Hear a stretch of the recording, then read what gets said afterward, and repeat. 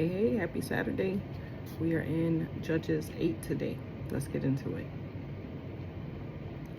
Now the men of Ephraim said to him, "Why have you done this to us by not calling us when you went to fight with the Midianites?"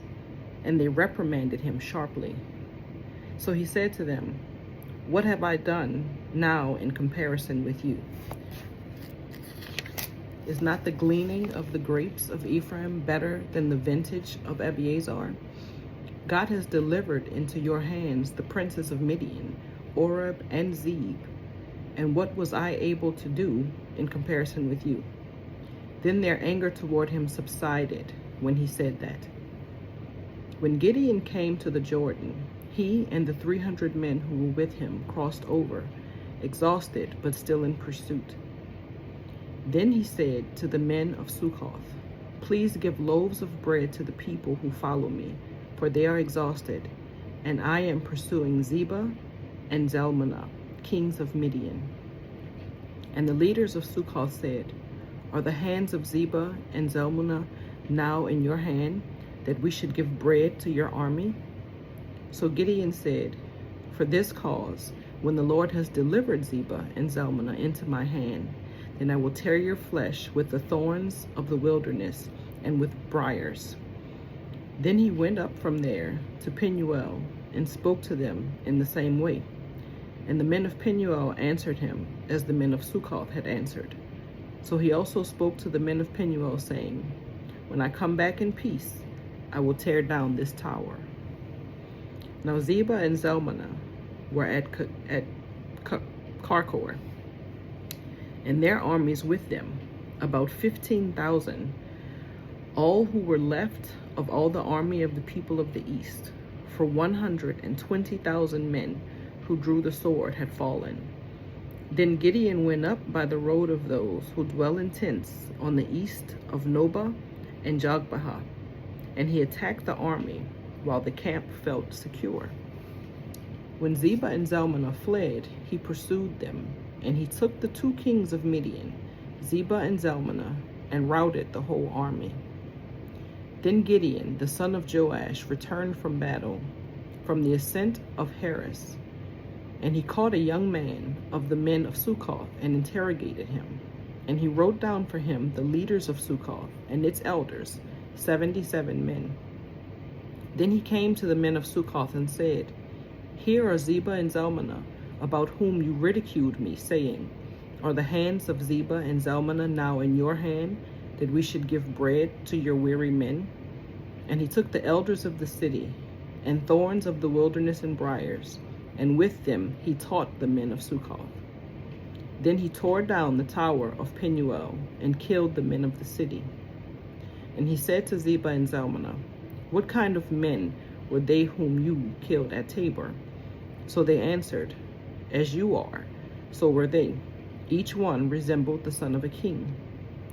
Then he said, 'They were my brothers, the sons of my mother. As the Lord lives, if you had let them live, I would not kill you.'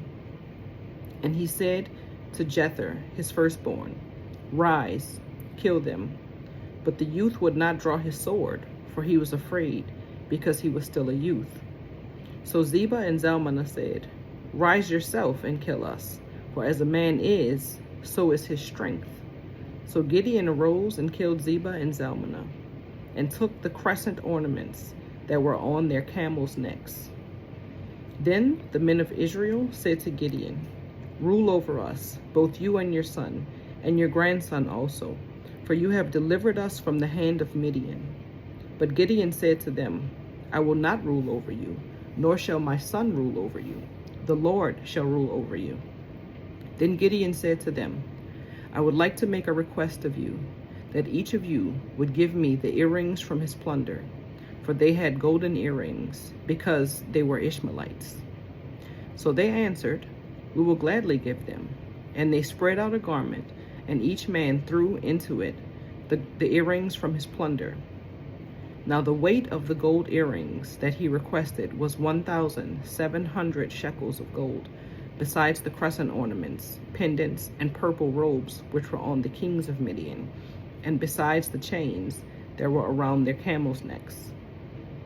Then Gideon made it into an ephod and set it up in his city, Ophrah. And all Israel played the harlot with it there. It became a snare to Gideon and to his household, or into his house. Thus Midian was subdued before the children of Israel, so that they lifted their heads no more. And the country was quiet for 40 years in the days of Gideon. Then Jerubbaal, the son of Joash, went and dwelt in his own house. Gideon had 70 sons who were his own offspring, for he had many wives. And his concubine, who was in Shechem, also bore him a son, whose name he called Abimelech.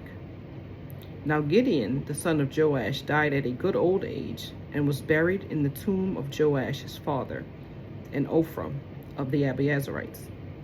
So it was, as soon as Gideon was dead, that the children of Israel again played the harlot with the Baals, and made Baal-berith their god.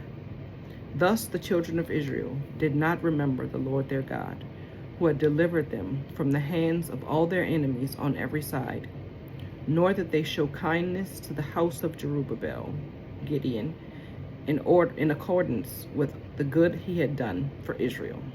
May the Lord add a blessing to the reading of his word. Have a good day.